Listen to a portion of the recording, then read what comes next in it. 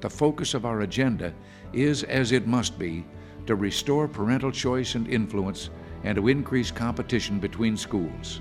Train up a child in the way he should go, Solomon wrote, and when he is old, he will not depart from it. Well, that's the God-given responsibility of each parent and the trust of every child. You need to encourage people all across this great country to be on the front lines of providing as many quality educational choices as possible. When a school is just another dead end, every parent should have the right to send their child to a better school, public, private, or charter. We need expanded opportunity in education, not a government-controlled monopoly. There's nothing that angers me more than going into urban school settings, watching kids fail, and looking at parents who say, I have no option. We need, in other words, to introduce education to some free market principles. Basically, it comes down to the dollars following the child instead of making the child follow the dollars. It's as simple as that. It's time for parents to be able to choose the school that's best for their child, with the funding following the child or the school of the parent's choice. And so I think the choice should be there for everyone, and that your money, when you paid your school taxes, still should be your money, and you ought to be able to direct it where you want to take it. You see private schools and charter schools and home schools where people are doing great. If we want to educate our children, let us make sure that every parent has a choice and a chance to educate their children so that they can fulfill their potential. We will improve the public schools if there's a sense of competition. We've sent to the Congress a tuition tax credit plan and proposed a voucher system to help low and middle income families afford the schools of their choice. We've proposed education savings accounts to help families save for college education. Imagine embracing school choice as the civil rights issue of the next generation. We're talking about something fundamentally American, and that's choice. Choosing where you get to go to school. But our children, well, they deserve an education customized to maximize their potential. Whether it is at public schools or charter schools or private schools or Christian schools or parochial schools or home schools, every child. Educational excellence also means getting parents involved. We will take the power of choice away from the unions and bureaucrats and give it back to parents. Our goal should be to provide as many quality educational choices for parents as possible because I trust parents. And of course, educational excellence depends on choice. I've long argued that parents should have more choice in determining the schools that their children will attend. I've long argued that more choice would lead to better education.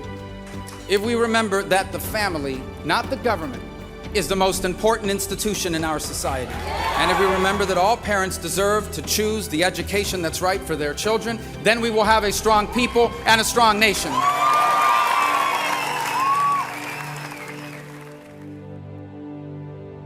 This concept of parents actually make decisions is gaining momentum. As a mother, it's important for me to have that option, and I speak from experience. Who understands that child or those children better? The parents do. While the schools are saying, if you take money away, it hurts the future, give us a few years and the schools will get better. The parents saying, my child doesn't have a few more years. This is my child's only shot. The trend we're currently seeing in Oklahoma toward more school choice is a very positive development, but there's more to be done. I think Oklahoma has been way too slow at adopting an innovative mindset as far as empowering parents, expanding choice, and providing more opportunity to students across the state of Oklahoma. In the Republican Party platform, it clearly states that we support school choice, that we support the ability of parents to decide what is best for their children. We need to federally avoid any tendency to somehow think that the government knows better than parents. I think school choice would help empower parents in order to understand that they are in control and they do have a say-so in teaching the children their knowledge. It's not the state's role to say all children are educated alike. It's the parents' role to say, I know my kid, I know what's best for them, and for them to have the greatest amount of opportunities possible. The money ought to follow the child, rather than some administrative entity. It's the citizens' money, it's the parents' money to be able to determine where their students should go to school. It's about empowerment fundamentally. Because I believe in those free market principles for competition to take place.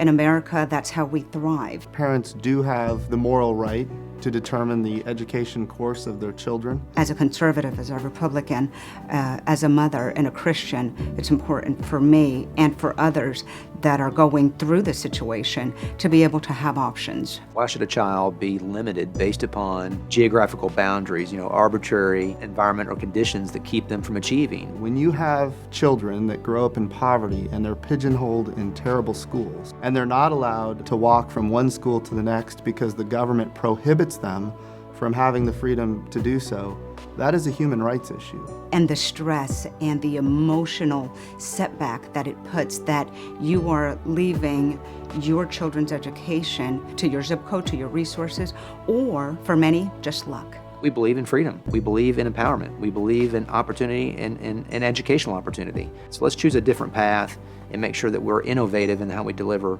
common education. We must put the basics back in the schools and the parents back in charge. Let our parents once again be the rudder that puts American education back on course towards success through excellence.